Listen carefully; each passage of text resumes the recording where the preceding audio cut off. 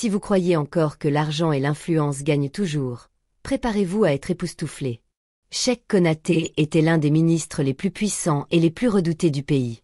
Imaginez un homme ayant bâti un empire fondé sur la peur et l'influence, propriétaire d'une immense fortune et bénéficiant de connexions politiques atteignant les plus hautes sphères du gouvernement. Quand Cheikh parlait, les politiciens l'écoutaient. Quand il murmurait, les juges tremblaient. Pendant des décennies, personne n'osa le défier. Mais comme tout homme puissant, Cheikh avait un point faible qui finirait par causer sa perte. Sa fille unique, Aminata. Aminata Konaté, à 23 ans, était l'incarnation de l'arrogance et de la cruauté. Élevée dans une atmosphère de pur or, cette jeune fille n'a jamais entendu un mot refusé de sa vie. Dès son plus jeune âge, elle a appris que dans son monde, sa volonté était la loi absolue. Les employés s'inclinaient devant elle par peur, ses collègues la flattaient pour éviter les représailles, et elle prenait un plaisir sadique à humilier ceux qu'elle considérait comme inférieurs. Elle avait déjà détruit la vie de dizaines d'employés juste pour le plaisir, licenciant des jardiniers qui la regardaient de travers, faisant pleurer des cuisiniers qui assaisonnaient mal les plats, transformant des vies en enfer juste parce qu'ils le pouvaient. Et son père la défendait toujours, toujours. C'est dans ce paysage de luxe et d'arrogance qu'est arrivé Yao Asamoah, un homme de 28 ans qui devait être embauché comme chauffeur familial. Yao incarnait tout ce qui manquait dans ce monde de corruption et de privilèges, l'honnêteté, l'humilité et la dignité. Cet homme n'était pas qu'un chauffeur, mes amis. C'était un rêveur qui se levait à 5 heures du matin pour étudier la gestion d'entreprise, projetait de créer sa propre entreprise de transport, souhaitait épouser sa petite amie Akissi et rêvait de construire une maison simple mais digne pour sa mère veuve. Yao était de ces rares personnes convaincues que le travail acharné et la force de caractère mènent loin. Lors de son premier jour de travail, un événement intéressant se produisit. Tandis que tous les autres employés inclinaient la tête avec soumission devant Aminata, Yao la salua poliment, mais d'un regard ferme. Il ne lui manqua pas de respect. Il la traita simplement comme n'importe qui d'autre. Et ça, mes amis, c'était comme larguer une bombe sur ce manoir. Aminata n'avait jamais rencontré quelqu'un qui ne la craignait pas, qui ne s'inclinait pas devant elle. Et cela éveilla en elle une dangereuse obsession. Au début, Aminata tentait d'exercer son autorité habituelle sur Yao. Elle donnait des ordres absurdes, changeait de destination en cours de route et parlait grossièrement, espérant le voir s'humilier. Mais Yao répondait toujours avec le même ton respectueux et professionnel. « Mademoiselle, je suis ici pour mon travail. J'exécute vos demandes, mais dans le respect mutuel. » Cela la rendait furieuse et intriguée à la fois. Comment résister au pouvoir des Konaté? L'obsession d'Aminata grandissait de jour en jour. Elle commençait à trouver des excuses pour être seule avec Yao, lui demandant de l'emmener là où elle n'avait pas besoin d'aller, créant des situations où ils étaient seuls en voiture. À ces occasions, elle essayait de le séduire de plus en plus directement. Elle lui touchait le bras lorsqu'il changeait de vitesse, murmurait des commentaires provocateurs et allait même jusqu'à l'embrasser de force lorsqu'ils étaient à l'arrêt dans la circulation. Yao réagissait toujours de la même manière, avec fermeté et respect. « Mademoiselle, si vous êtes gentille, ne vous mêlez pas de cette affaire. Je respecte votre famille et mon travail. » Mais plus il la rejetait, plus l'obsession d'Aminata grandissait. Elle ne pouvait accepter qu'un homme au monde refuse de s'incliner devant sa puissance et sa beauté. D'autres personnes dans la maison commencèrent à remarquer le comportement étrange d'Aminata. La cuisinière Fatou murmura aux autres employés que la jeune fille était différente, plus agitée, et qu'elle demandait toujours des nouvelles de Yao. Le jardinier Kwasi la remarqua, s'excusa pour qu'elle reste dans les couloirs pendant que Yao nettoyait la voiture. Mais personne n'osa s'exprimer, car chacun savait que questionner Aminata signifiait perdre son emploi sur le champ. La situation atteignit un point critique un vendredi après-midi. Yao avait été appelée pour conduire Aminata dans une boutique du centre-ville. Pendant le trajet, elle se montra plus agressive que jamais, tentant de l'intimider en lui murmurant des propositions indécentes. Arrivée à destination, Yao sortit précipitamment pour lui ouvrir la portière, mais Aminata le tira de nouveau dans la voiture. Elle se jeta littéralement sur lui, tentant de l'embrasser avec force, caressant son corps de ses mains tout en murmurant « Tu sais que tu m'aimes aussi. Arrête de faire des bêtises. » Yao dut user de force pour s'écarter d'elle, la poussant doucement mais fermement de son côté de la voiture. « Mademoiselle Aminata, ça suffit. Je ne peux pas accepter ça. Vous devez me respecter comme je vous respecte. » Il sortit de la voiture et se dirigea vers le trottoir pour se calmer, prenant une grande inspiration tandis qu'elle le regardait par la fenêtre avec une expression mêlant colère et humiliation. À cet instant, quelque chose de sinistre se produisit dans l'esprit d'Aminata. Pour la première fois de sa vie, elle avait été publiquement rejetée, malmenée et avait perdu le contrôle de la situation. L'humiliation la brûlait comme un feu. Et c'est alors qu'une idée diabolique naquit. Si elle ne pouvait pas l'avoir, alors elle le détruirait complètement. Tout au long du chemin, Aminata resta silencieuse, mais son esprit s'emballait. Elle connaissait le pouvoir du nom de famille Konaté, savait exactement comment fonctionnait le système dans ce pays. Un seul mot de sa part pouvait anéantir n'importe quelle personne ordinaire. Et Yao, aussi digne fût-il, n'était qu'un chauffeur sans influence, sans argent, sans protection. Il serait parfait. De retour chez elle, Aminata se rendit directement dans sa chambre et mit son plan diabolique à exécution. D'abord, elle ébouriffa complètement ses cheveux, comme s'ils avaient été tirés violemment. Ensuite, elle arracha volontairement 2 boutons de son chemisier, le laissant comme s'il avait été éventré. Elle se pinça le bras jusqu'à laisser des marques rouges, se gratta légèrement le cou avec ses ongles, et enfin, déchira des morceaux de sa jupe, comme si quelqu'un avait tenté de l'arracher. La touche finale était son maquillage. Elle étala soigneusement du mascara autour de ses yeux pour simuler des larmes, créa de petites taches sombres pour donner l'impression qu'elle avait beaucoup pleuré et s'exerça à l'expression parfaite d'une victime traumatisée devant le miroir. Un dernier regard lui fit découvrir exactement ce qu'elle voulait, une jeune femme apparemment agressée sexuellement. Il dévala les escaliers en criant désespérément « Papa! Papa! Au secours !» Il atteignit la pièce principale, le visage ruisselant de fausses larmes, les cheveux en bataille, les vêtements déchirés, et tremblant comme sous le choc. Cheikh Konaté examinait des documents importants lorsqu'il entendit les cris de sa fille. La voyant dans cet état, son monde s'écroula. Cet homme puissant, qui affrontait politiciens et hommes d'affaires sans sourciller, était profondément désemparé de voir sa fille apparemment anéantie. « Ma chère, qu'est-ce qui ne va pas? Qu'est-ce qui ne va pas chez toi ?» Aminata se jogue dans nos brasseaux du père, soluçant de format théâtral. « C'est Yao, papa. Il a essayé de me violer. J'ai crié, j'ai lutté, mais il était trop fort. Il m'a dit que personne ne me croirait parce que je suis juste une fille gâtée. » Et là avia pensado em cada de tal da mentira, incluant phrases que tornassem à historiam et verosimile.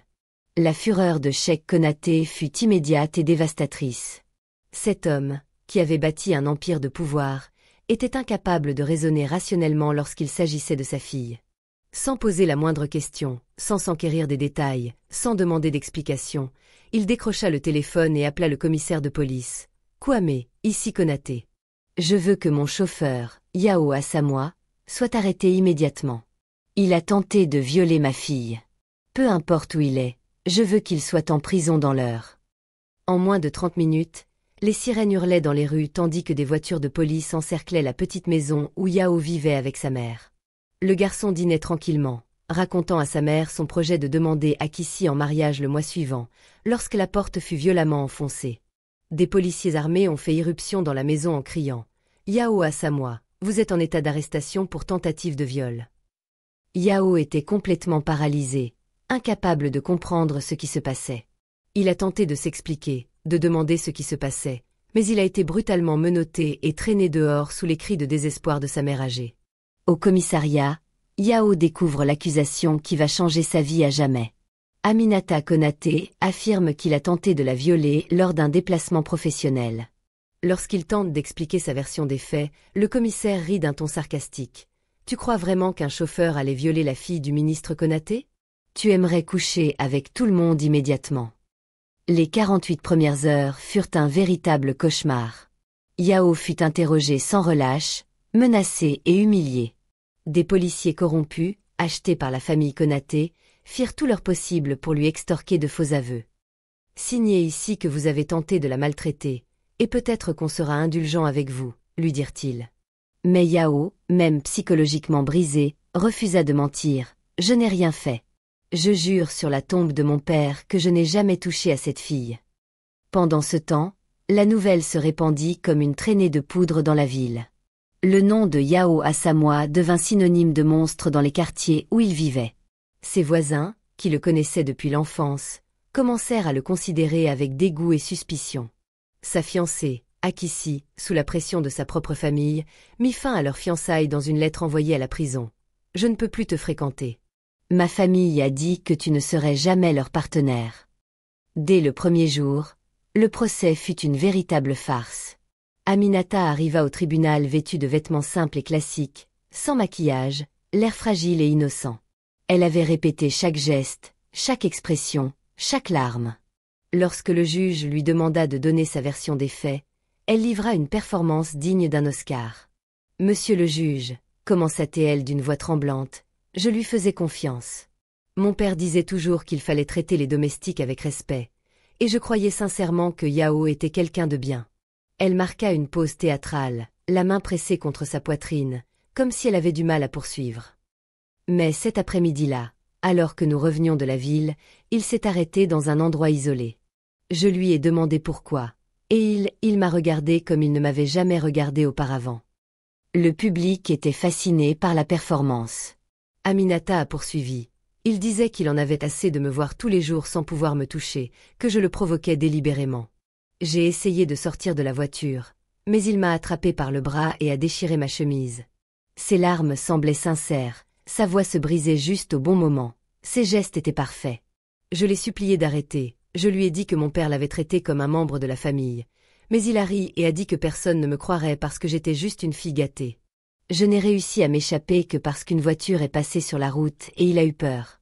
Aminata a terminé son témoignage en se couvrant le visage avec ses mains, en sanglotant comme si elle revivait le traumatisme. De l'autre côté de la salle, Yao observait le spectacle, les yeux écarquillés d'incrédulité. Il n'arrivait tout simplement pas à croire que quelqu'un puisse mentir de manière aussi convaincante et aussi élaborée. Quand ce fut son tour de parler, ses mots sonnèrent d'un ton désespéré et confus. Des messages, je jure que rien n'est vrai. Cette fille, elle a essayé de me séduire toute la journée. C'est elle qui m'a convaincue. Mais ces paroles sont restées lettres mortes. L'avocat commis d'office connaissait à peine le dossier. Aucun témoin à décharge n'était présent. Aucune preuve ne prouvait son innocence. Et surtout, il était confronté au pouvoir absolu de la famille Konaté. L'issue était déjà scellée avant même le début du procès. Lorsque le juge a prononcé la sentence, Yao a senti son monde s'écrouler. Compte tenu de la gravité des faits et du traumatisme causé à la victime, ce tribunal condamne Yao Asamoah à 5 ans de prison pour tentative de viol. Le marteau est tombé, scellant le sort d'un innocent. Mais il y avait quelqu'un dans cette salle qui ne croyait pas un mot de l'histoire d'Aminata. Mariama Kwadio, l'amie d'enfance de Yao, avait assisté à tout le procès et connaissait son caractère mieux que quiconque. Cette femme de 30 ans, infirmière dans un hôpital public, savait que Yao était incapable de faire du mal à une mouche, et encore moins de tenter de violer quelqu'un. Le jour où elle alla rendre visite à Yao en prison, Mariama le trouva complètement anéanti. 3 mois de prison avaient transformé ce jeune rêveur en un homme brisé.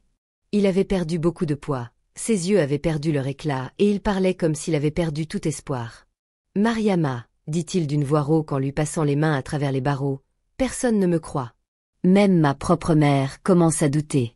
Peut-être que je mérite d'être ici. » Des larmes coulaient sur son visage tandis qu'il parlait. Mas Mariama Seguru firma Maos do Amigo et regarda directement dans les yeux de lui. « Yao, écoute-moi bien.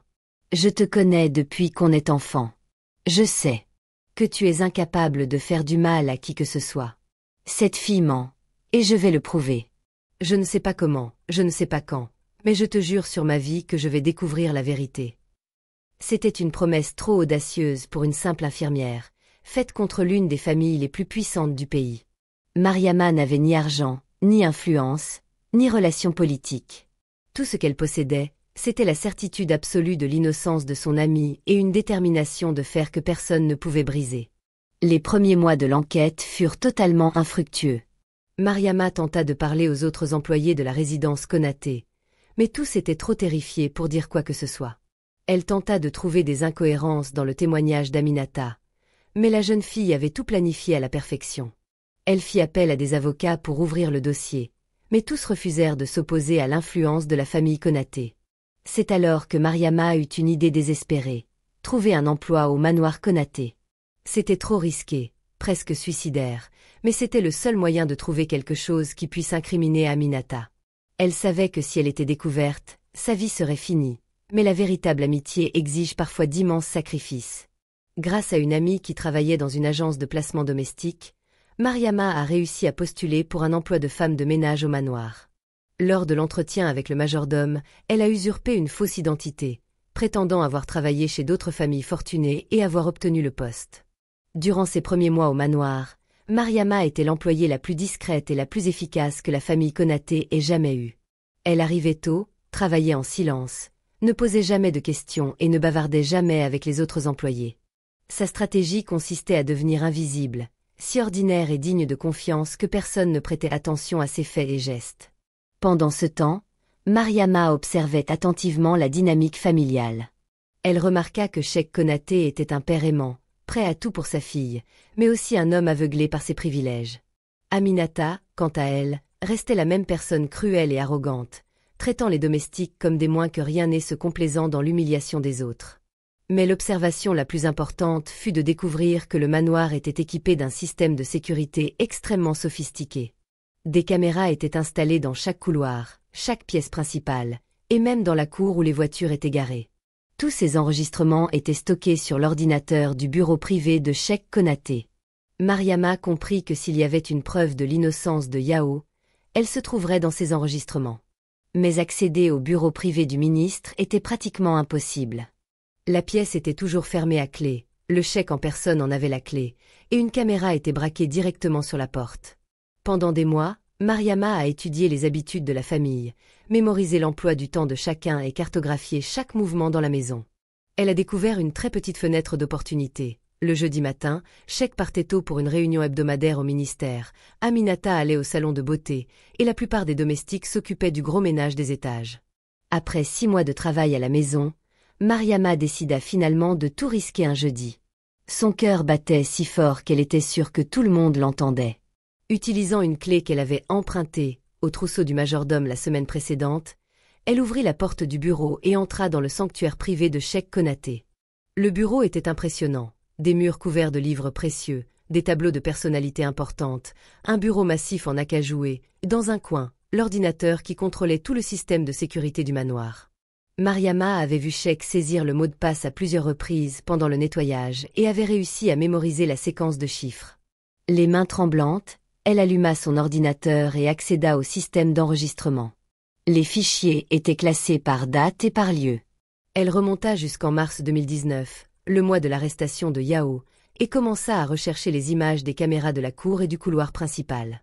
Ce que Mariama vécut dans les heures qui suivirent allait tout changer. Les enregistrements montraient clairement les derniers jours de Yao au manoir, notamment plusieurs scènes où Aminata tentait de le séduire de manière de plus en plus agressive. On y voyait des scènes où elle le touchait pendant qu'il nettoyait sa voiture, des moments où elle le coinçait dans un couloir pour tenter de l'embrasser, et surtout l'enregistrement de son dernier jour. La caméra de la cour avait tout filmé, Aminata sortant de la voiture après le trajet, apparemment normal, et marchant calmement vers la porte d'entrée. Aucun signe de traumatisme, aucune secousse, aucun comportement typique d'une agression. Au contraire, elle semblait fière d'elle. Mais les images les plus dévastatrices se trouvaient dans les archives des caméras du couloir principal. À 15h47, heure exacte à laquelle elle prétendait avoir été agressée par Yao, Aminata semblait monter les escaliers menant à sa chambre. La caméra l'a filmée entrant dans la pièce, vêtue de vêtements normaux et coiffée. 43 minutes plus tard, elle descendait l'escalier en hurlant de désespoir, les vêtements déchirés et les cheveux en bataille. Mariama n'en croyait pas ses yeux. C'était la preuve irréfutable qu'Aminata avait simulé sa propre attaque, menti ouvertement pour détruire un innocent. L'enregistrement la montrait clairement entrer dans la pièce en un seul morceau et en ressortir avec l'air d'une victime. Le cœur battant, Mariama copia tous les fichiers importants sur une clé USB cachée.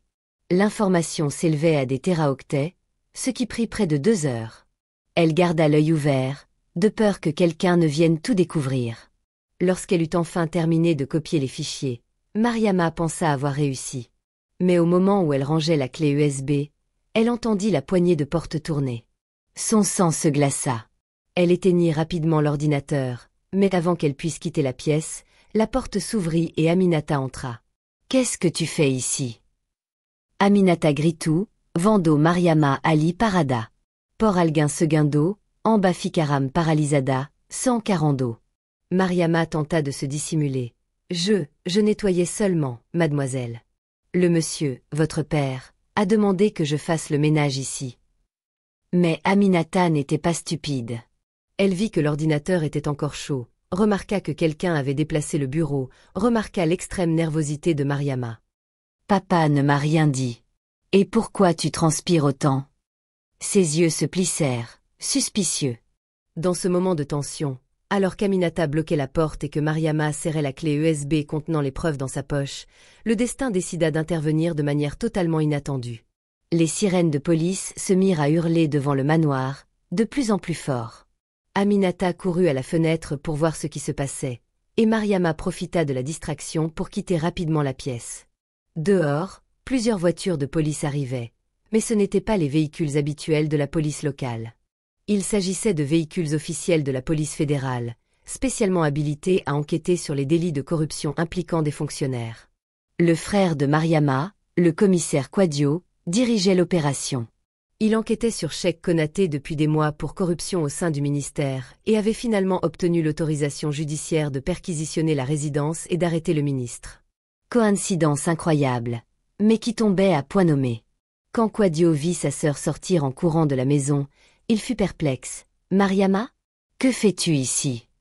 Elle expliqua rapidement tout. Comment elle avait trouvé un emploi à la maison pour enquêter sur l'affaire Yao, comment elle avait trouvé les enregistrements prouvant l'innocence de son amie, comment Aminata avait failli la découvrir. Le chef de la police était d'abord furieux que sa sœur se mette en danger, mais en voyant les enregistrements sur la clé USB, il comprit qu'ils avaient révélé quelque chose de bien plus grave que la corruption politique. « Mon Dieu, Mariama, tu as trouvé la preuve de l'innocence de ce garçon. » Quadio a rapidement réorienté l'opération. Outre les accusations de corruption portées contre Cheikh Konaté, il y avait désormais des preuves que lui et sa fille avaient fabriqué de toutes pièces de fausses accusations contre un innocent, manipulé la justice et détruit une vie sur un coup de tête. Cheikh Konaté a été arrêté en flagrant délit à son retour de la réunion ministérielle. L'homme qui avait ordonné l'arrestation d'autres personnes pendant des décennies ressentait maintenant le goût amer des menottes. « Vous ne savez pas ce que vous dites. Je suis ministre de la République. Cette arrestation est illégale. » Mas Quadio estava implacable. « Monsieur Konaté, vous êtes accusé de corruption, d'abus de pouvoir, de faux témoignages et de manipulation de la justice. Vous avez le droit de garder le silence. » Aminata também foi presa no mesmo momento, gritando hystéricamente que tudo era malentendido. Les enregistrements ont été immédiatement envoyés pour analyse technique, où des experts ont confirmé leur authenticité. Il n'y avait aucun doute. Les fichiers prouvaient irréfutablement qu'Aminata avait menti sur l'agression sexuelle, simulé ses propres blessures et délibérément détruit la vie d'un homme innocent. La nouvelle a fusé dans les médias nationaux. L'affaire qui, 3 ans plus tôt, avait choqué le pays par la brutalité du crime, le bouleversait à nouveau avec la découverte du mensonge. Les journaux titraient « Ministre T et sa fille arrêtée sur fausses accusations » et « 3 ans d'emprisonnement injuste révélé ». Yao Asamoah a été libéré immédiatement après la libération du tribunal. Après 3 ans, 2 mois et 17 jours d'emprisonnement injuste, il est enfin sorti libre. Mariama l'attendait à la porte de la prison, entourée de dizaines de journalistes et de personnes qui avaient suivi l'affaire. Les retrouvailles entre les deux amis furent profondément émouvantes. Yao, entré en prison jeune et plein de rêves, en ressortit marqué par les cicatrices psychologiques de son emprisonnement injuste. Mais dans ses yeux, pour la première fois depuis 3 ans, brillait quelque chose qui semblait perdu à jamais, l'espoir. « Mariama, dit-il d'une voix étranglée, en tenant les mains de son amie, tu m'as sauvé la vie. Que crois-tu que je pourrais te faire ?» Elle sourit à travers ses larmes, en recommençant à vivre, mon ami. En recommençant à rêver. Le nouveau procès d'Aminata et Cheikh Konaté était totalement différent du premier. Cette fois, les preuves contre eux étaient accablantes. Les enregistrements ont été projetés devant une salle bondée de journalistes, de familles de victimes et de citoyens indignés par l'injustice commise. Lorsque l'enregistrement montra Aminata entrant dans la salle d'audience en un seul morceau et en ressortant telle une victime, un silence de mort s'abattit sur la salle d'audience. Impossible de nier la réalité sous les yeux de tous. Aminata elle-même, voyant son mensonge exposé publiquement, fondit en larmes. Lors de son témoignage, elle a finalement avoué « J'étais obsédée par lui. Quand il m'a rejetée, J'ai voulu me venger. Je n'aurais jamais pensé que cela irait aussi loin. Ces mots semblaient pathétiques compte tenu de l'ampleur du mal qu'elle avait causé. En prononçant la sentence, le juge s'est montré intransigeant. La manipulation de la justice est l'un des crimes les plus graves qui existent dans une société civilisée. Vous avez non seulement menti, mais vous avez détruit la vie d'un innocent, sapé la confiance dans la justice et causé un préjudice irréparable à des dizaines de personnes. Cheikh Konaté a été condamné à 12 ans de prison pour corruption et manipulation de la justice, tandis qu'Aminata a écopé de 8 ans pour parjure et diffamation. Yao a reçu des millions de dollars d'indemnisation de l'État pour son incarcération injustifiée, mais comme il l'a déclaré lors d'une interview, aucune somme d'argent ne pourra me rendre 3 ans de ma vie, ni effacer les cicatrices que cela a laissées sur mon âme. Malgré cela, il a utilisé une partie de son indemnisation pour créer l'entreprise de transport dont il avait toujours rêvé, et une autre partie pour créer une fondation qui offre une assistance juridique gratuite aux personnes démunies accusées à tort. Mariama est devenue un symbole national de courage et de détermination. Elle a reçu des distinctions honorifiques d'organisations de défense des droits humains, a été décorée par le gouvernement pour son engagement envers la justice et travaille aujourd'hui comme consultante sur des affaires d'erreurs judiciaires. Elle ne s'est jamais mariée, consacrant toute sa vie à la lutte pour la justice des plus vulnérables. Mais l'histoire ne s'arrête pas avec l'arrestation du coupable. L'affaire Yao Asamoah a complètement transformé le système judiciaire du pays. De nouvelles lois ont été mises en place, rendant obligatoire les preuves matérielles dans les affaires de crimes sexuels, l'installation de caméras de sécurité dans les commissariats de police pendant les interrogatoires et des peines plus lourdes pour le parjure. Le nom de Yao est devenu synonyme de résistance à l'injustice. 3 ans après sa libération, Yao s'est finalement marié. Non pas avec Akissi, qu'il avait abandonné dans ses moments les plus difficiles, mais avec une avocate des droits humains rencontrée lors de ses campagnes pour la réforme judiciaire. Elle était tombée amoureuse non seulement de lui, mais aussi de la force de caractère dont il avait fait preuve tout au long de son calvaire. No dia do casamento, Yao fez questão de que Mariama fosse a madrina. Durant le discours, il dit quelque chose qui émut tous les présents. Ils ont essayé de me briser, mais ils ont oublié que parfois les arbres les plus forts poussent dans les terrains les plus difficiles. Mariama m'a rappelé qui j'étais quand j'avais oublié moi-même. L'entreprise de transport de Yao emploie aujourd'hui plus de 200 personnes et privilégie l'embauche d'anciens détenus en quête d'une seconde chance. Il n'a jamais oublié ses origines, ni les personnes qu'il laisse derrière lui en prison. Chaque mois, il visite les prisons, apportant de l'espoir à ceux qui luttent encore pour la justice. Cheikh Konaté est décédé en prison 2 ans après sa condamnation, victime d'une crise cardiaque. On raconte que jusqu'au bout, il a refusé de reconnaître ses torts, accusant le système de s'être retourné contre lui. Son empire commercial s'est complètement effondré et ses biens ont été confisqués pour indemniser les victimes de ses opérations de corruption. Aminata purge sa peine dans une prison pour femmes à sécurité moyenne. Selon d'autres détenus, elle a passé les premières années dans une attitude de rébellion totale, refusant d'accepter sa culpabilité. Mais elle a récemment commencé à participer à des programmes de réadaptation psychologique. Peut-être pour la première fois de sa vie, elle prend conscience des conséquences réelles de ses actes. L'avocat qui représentait Yao lors du premier procès a été radié du barreau pour négligence professionnelle. L'enquête a révélé qu'il n'avait même pas lu l'intégralité du dossier, acceptant la défaite avant même de se battre. Aujourd'hui, il travaille comme répartiteur, un rappel quotidien de la façon dont une carrière peut être détruite par un manque d'engagement envers la justice. Plusieurs policiers ayant participé à la farce initiale ont également été sanctionnés. Le chef de police qui avait ri lorsqu'Yao avait tenté de clamer son innocence a été limogé et accusé de malversation. Lors de son propre procès, il a tenté de se justifier en affirmant qu'il ne faisait qu'obéir aux ordres d'en haut, mais le juge s'est montré implacable. La justice ne tolère pas l'obéissance aveugle à l'injustice. La maison des Konaté a été transformée en centre d'accueil pour les victimes d'erreurs judiciaires, financée grâce aux fonds confisqués à la famille. Quelle ironie poétique que le lieu de l'une des plus grandes injustices de l'histoire du pays soit aujourd'hui utilisé pour réparer des injustices similaires. Yao parle rarement publiquement de ses 3 années de prison, mais lorsqu'il le fait, il insiste toujours sur la même leçon. La vérité peut être enterrée, mais elle peut toujours être préservée. Il suffit à une personne courageuse de s'en libérer. C'est une philosophie qu'il a portée toute sa vie. Mariama conserve toujours la clé USB contenant les enregistrements qui ont tout changé. Elle la conserve dans un coffre-fort, non pas pour sa valeur monétaire, mais comme symbole que des gens ordinaires peuvent parfois vaincre des géants en luttant pour la vérité. Elle reçoit régulièrement des lettres de personnes du monde entier, inspirées par son histoire. Le plus impressionnant, mes amis, c'est que Yao et Mariama sont sortis de cette expérience sans amertume. Ils auraient pu être en colère, vengeresses et emplis de haine envers le monde. Mais ils ont choisi le chemin inverse, transformer leur douleur en but, leur injustice en justice pour les autres. Aujourd'hui, lorsqu'on visite Abidjan, on entend encore parler de l'affaire Yao Assamoah. C'est devenu une légende urbaine, une histoire que les parents racontent à leurs enfants sur l'importance de toujours dire la vérité. Dans les écoles, les enseignants utilisent cette affaire comme exemple de la façon dont un mensonge peut détruire des vies, mais aussi de la façon dont la vérité finit toujours par refaire surface. Et savez-vous ce qui est encore plus incroyable? Yao n'a jamais intenté de poursuite pour préjudice moral contre Aminata après sa libération. Lorsqu'on lui a demandé pourquoi, il a répondu « Elle mérite déjà cette punition. Je ne veux pas porter cette douleur dans mon cœur toute ma vie. » C'est le genre de pardon que peu de gens peuvent accorder. La fondation fondée par Yao a aidé plus de 300 personnes accusées à tort à prouver leur innocence. Elle a élaboré un protocole spécifique pour enquêter sur les affaires douteuses, en recherchant constamment des preuves qui auraient pu être négligées ou dissimulées. Mariama est la consultante principale de la fondation.